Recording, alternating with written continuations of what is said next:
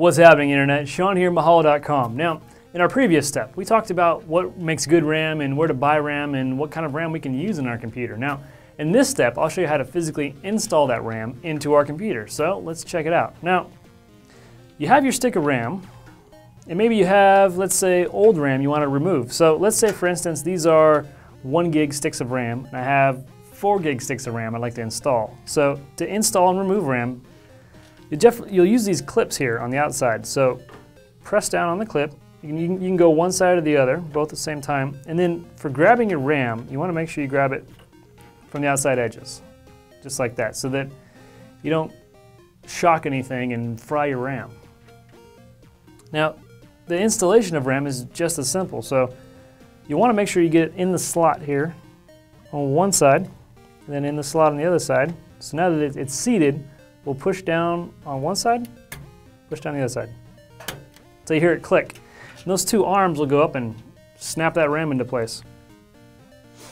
And when installing RAM, you want to go, the rule of thumb is that if you're going to do a single stick, which more times than not you'll do dual sticks, but if you're going to install a single stick, you want to go closest to the processor for the first spot you'll put your RAM in.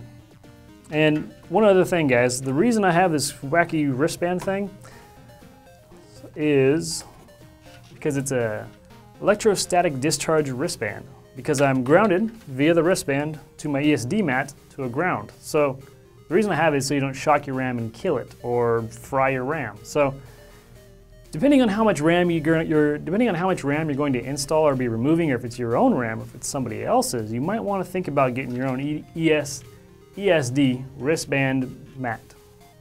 ESD mat wristband strap. So remember, guys, seated in one side, seated in the other side. Click, click, boom, we're done.